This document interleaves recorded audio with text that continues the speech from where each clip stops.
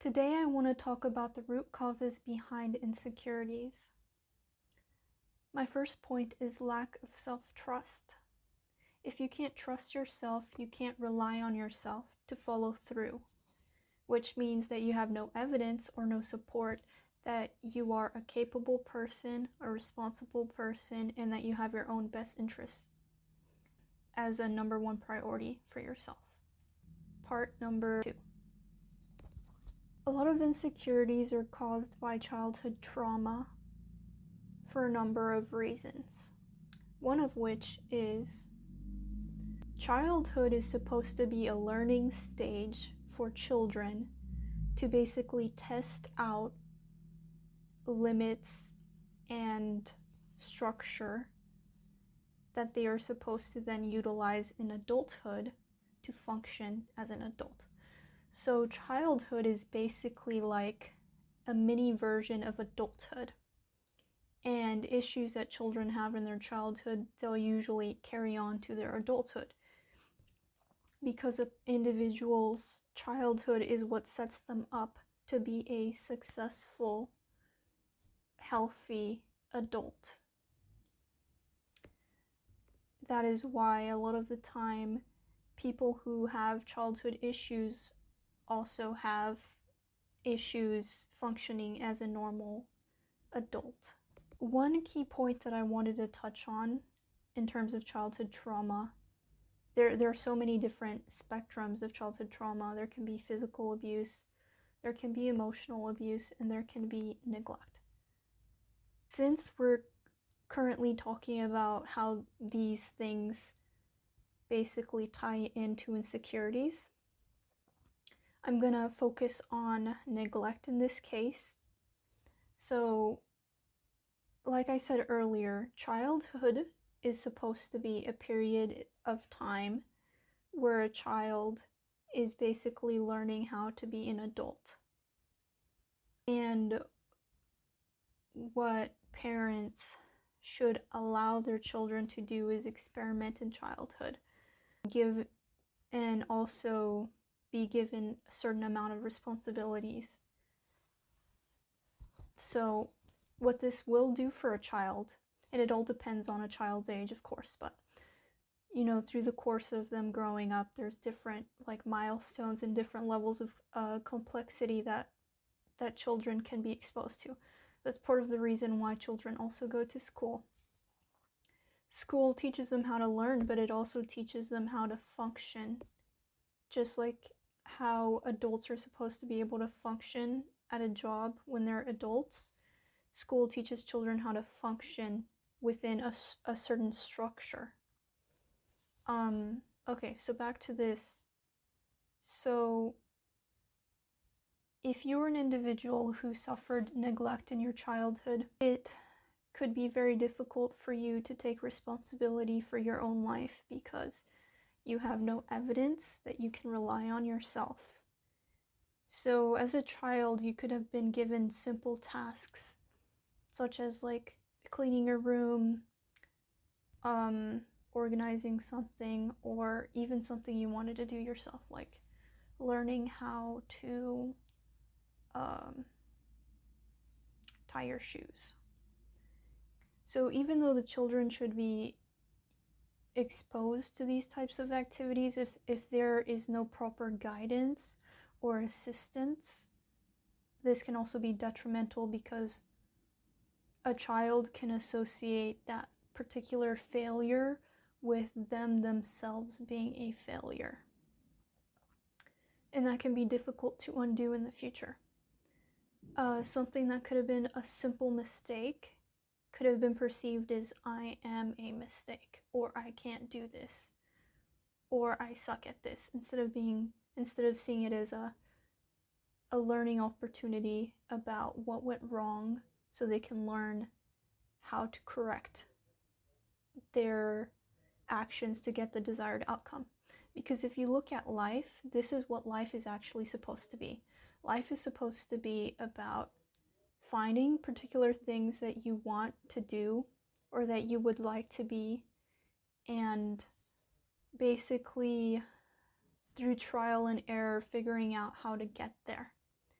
However, if you experience childhood trauma, it almost feels as if these things that you want are impossible to attain versus seeing them as maybe difficult roadblocks, but not impossible. So we kind of touched on this a little bit in this previous childhood trauma section, but this is another one that can apply to adults or children. So this is past failures.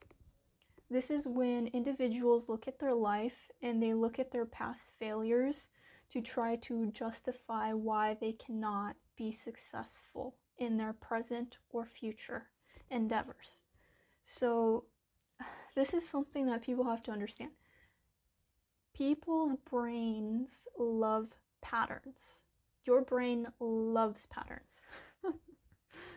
It will basically create a pattern out of anything that seems to repeat a particular tendency. So the problem with this, even though there are a lot of benefits to this, is that when you create a painful association or pattern, especially when it has something to do with your concept of yourself, such as I was a failure, so I am a failure, so I will be a failure.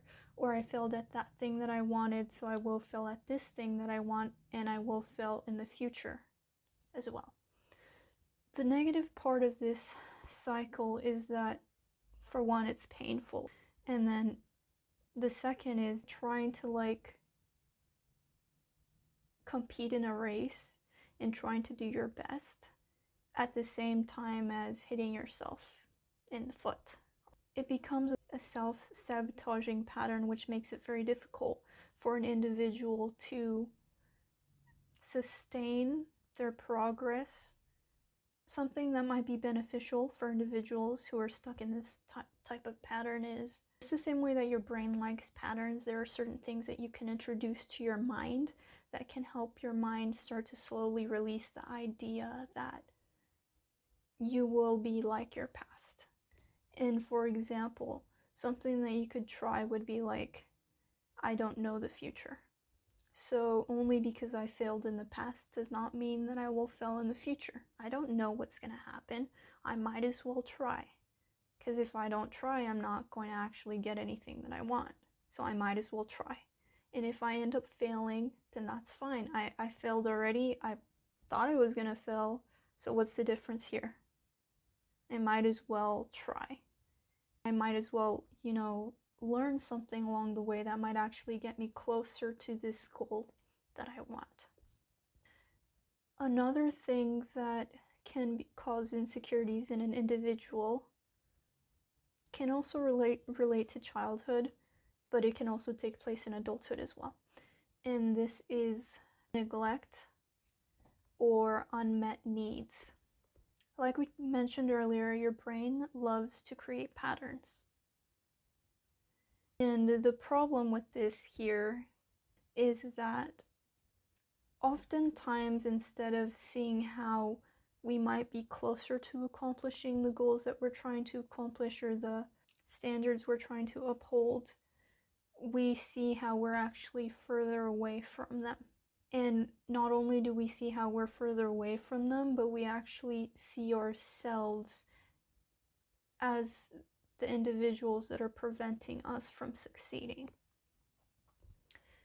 And the problem with this is that it's not like we're looking at one personality trait or one difficult issue that we might have. It's almost like people identify their whole personality as a problem, which can be difficult because it's something that would be pretty difficult to address instead of addressing one part, like I have negative thoughts about myself, or I don't like this particular thing about myself. It's more of you view yourself as an entire person as almost like not deserving of something. So it's very crucial for an individual who is trying to accomplish something, who especially experience neglect and unmet needs in their childhood, to find individuals who can support them in their endeavor to accomplish these things. And we want to try to switch I don't deserve for my needs to be met because they're not being met to I might have not been exposing myself to the right people. If I naturally like to give something to someone, there must have to be an individual who naturally likes to receive the thing that I love to give. And in that case, just the same way that you might need something like support or whatever it is for you in order for you to accomplish your goal, there is also another individual out there that would love to give that and who's probably looking for someone to give that to. So just the same way that people are created differently and they have different preferences, likes and dislikes, you have to find people who you are compatible with in that sense to help you accomplish the goals that you're going after. The last thing that I would like to talk about that can cause insecurities or not meeting your own standards. So first off, every individual, every adult that has ever lived has experienced conditioning. And conditioning is basically being exposed to certain things in society, especially by your parents or caregivers or those around you that are the closest to you, that teaches you what is acceptable and unacceptable about yourself. Based off of these things, it teaches you what your standards should be, basically, and what they shouldn't be. And then on top of this, there can be, natural preferences that you're born with and tendencies that you will just have naturally, which is a part of who you are. Okay. So what causes insecurities in this sense is basically having standards that you are not meeting. This can be so many different things. So it can be something like, my standard is that I need to be a productive individual and yet I'm lazy. Or it could be something like, my standard is to look a certain way and yet I don't. It can look like anything, basically. Anything that you feel like you should be doing or you should be able to meet that you're not. So the problem here is that you have to really look at these beliefs and you have to really look at your standards and you have to really see if these are standards that were basically instilled in you from your caregivers or the people around you that are basically not serving you or that you might not even want. And you have to really decide that for yourself and see, okay, is this actually something that I value? Is this actually something that I want? Or is this actually something that I was told I should want? Do I really want to do this thing, or am I telling myself that I need to do this thing because of XYZ consequences of not being that type of person, not being accepted, or whatever it is that you might be scared of? If you were to reevaluate your beliefs and your standards, it can be a lot easier for you to actually go out there and try to accomplish them because you won't have these polarizing views about what you should be doing and what you shouldn't be doing, or what you really want to do and what you think you have to do. Hey guys, if some of you guys are interested in some more one-on-one help, I do offer some emotional processing on my website here. I will have a link that takes you directly to this page here in the description box below. Here it is. It's an emotional processing session. You can just add it to your cart, and here's a description of what I offer in this session. I also have reviews down here if you would like to take the time to read them if you're interested in that. And that's about it, guys. So I hope that this helped you understand a little bit about the root causes behind insecurities. Don't forget to like, comment, and subscribe. Have a good day, everyone.